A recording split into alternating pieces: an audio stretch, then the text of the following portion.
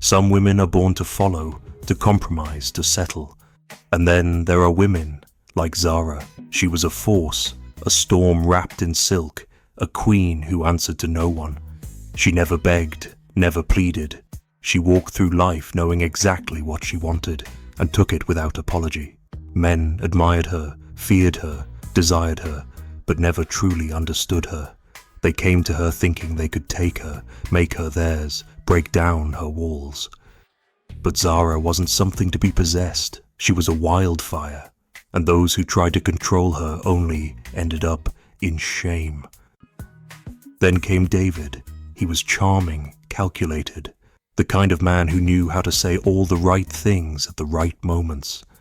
Zara had seen men like him before, but something about David intrigued her. He didn't come at her recklessly like the others. He played it smart, weaving his way into her life, making himself familiar, unavoidable. Zara's family knew him well. He was a friend, a familiar face at family gatherings, always respectful, always present. He had that smooth confidence that made people trust him, made them believe in his sincerity, and he used it well. For months, he pursued her, not aggressively, not desperately, but persistently. Small gestures, stolen moments, words that felt effortless, yet meaningful. He wasn't just another man trying to impress her. He made her believe he saw her, truly understood her. Zara never chased, never allowed herself to need anyone. But with David, she let herself believe. She let him in. And just when she thought she had found something real, the truth came crashing down. It was a regular evening when she found out. She had been scrolling through social media, mindlessly liking pictures, when her fingers suddenly froze. There it was. A picture of David, standing beside another woman, dressed in a marriage outfit. His smile was wide, his eyes filled with happiness. The caption beneath the photo made her stomach twist. Now, onto the white wedding. A year? Her blood ran cold as she reread the words, making sure her eyes weren't deceiving her. David had been engaged for a whole year. A whole year.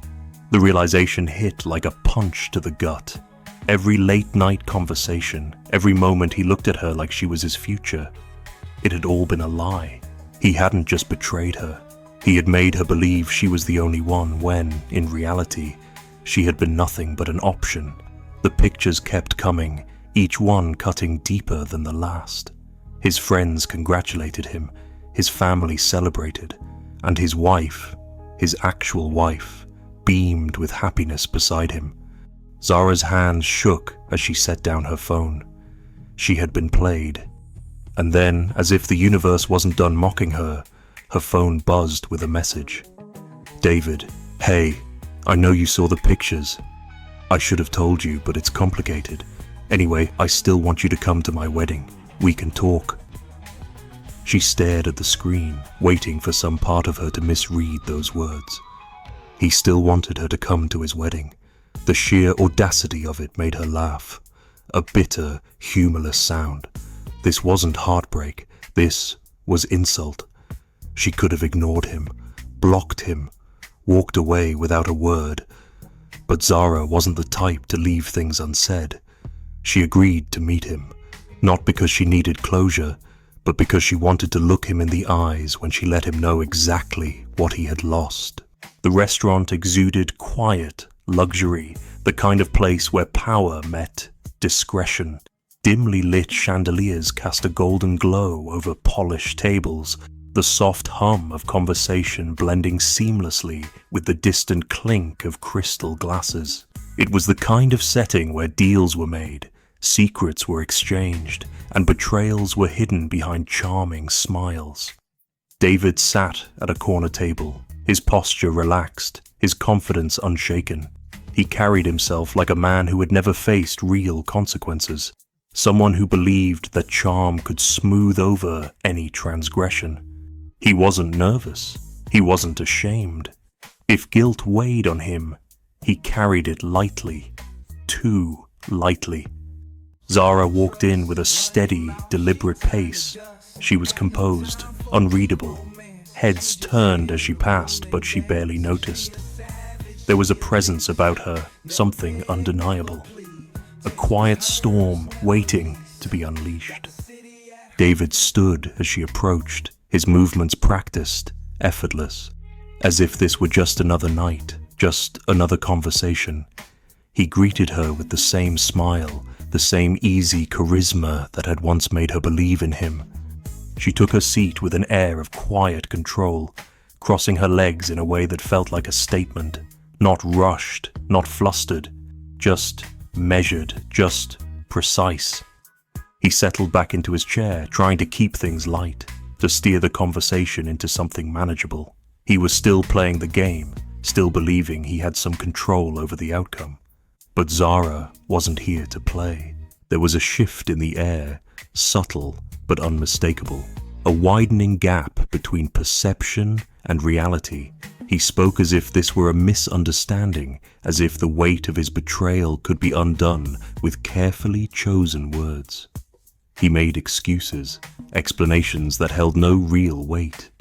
His voice was smooth, but the cracks were beginning to show. He had expected anger, tears, maybe even accusations, but instead he was met with something far more unsettling, calm. Zara listened, her gaze unwavering, dissecting every word, every pause, every calculated sigh of regret. Regret. That was the part he wanted her to believe, that if only circumstances had been different, if only things had been easier, he would have chosen her. But the truth was simpler and far uglier. He had never been forced into anything. He had made his choices deliberately, selfishly, and now, faced with the consequences, he wanted her to believe he had been powerless. He leaned in, lowering his voice, as if sincerity could be manufactured through volume alone. He wanted to convince her that none of it mattered, that their connection was what was real, that everything else was just background noise. But Zara had seen this before. Men who wanted the world and believed they could have it all without losing anything. Men who thought love was a game of possession rather than respect. He wasn't apologizing, not truly. He was maneuvering. He wasn't seeking forgiveness. He was seeking permission to walk away unscathed. And yet, even as the weight of his deception hung between them, he had the audacity to extend an invitation to his white wedding, to ask her to stand among the guests, to smile as he vowed loyalty to a woman he had already betrayed. There was something almost fascinating about it, the sheer arrogance, the refusal to acknowledge the gravity of his actions. He still believed he could salvage this, still believed that she would fold, that she would accept the half-truths and empty justifications. But Zara wasn't like the others. She had never been the type to beg or plead, never been the type to ask for explanations that should have been freely given. She had loved him, or at least she had believed in the idea of him. But love without respect was nothing more than a hollow promise. And Zara did not deal in illusions. She had walked into this meeting as a woman scorned, but as she sat across from him, watching the way he spoke, the way he deflected and downplayed, she realized something. She wasn't the one who had lost anything. David had lost her. And he had lost her the moment he decided she wasn't worthy of the truth. She had seen enough. There was nothing left to say, nothing left to salvage. She rose from her seat with an elegance that left no room for doubt. This was not a dramatic exit. This was not an outburst. It was simply a choice, the final one. David reached out instinctively as if he could still change the outcome. But the moment had passed. The game was over, and he was left with nothing but the realization that he had miscalculated. Zara did not look back. She did not feel anger. She did not feel heartbreak. She felt free, because she was a savage queen, and David, well, he would spend the rest of his life knowing he had lost the best thing he ever had. Zara walked away, not in defeat, not in heartbreak, but in power. She didn't need revenge. She didn't need closure, because the greatest consequence for a man like David wasn't anger or tears. It was knowing he had lost something he could never get back. Some people mistake kindness for weakness, love for possession, and deception for strategy. But a true queen doesn't chase what's already beneath her. She moves forward, she thrives, she reigns. Because a savage queen is never the one who loses in the end. If you enjoyed this story, don't forget to like, comment, and subscribe for more powerful tales. See you in the next one. She a savage, she a beast. Never beg, never plead. Takes what's hers, never lease. Got the city at her feet. This is a story about a queen with no regrets. Left a trail full of kings who just lost their bets. You can try to chase, you can try to scheme, but you can't outrun a savage queen.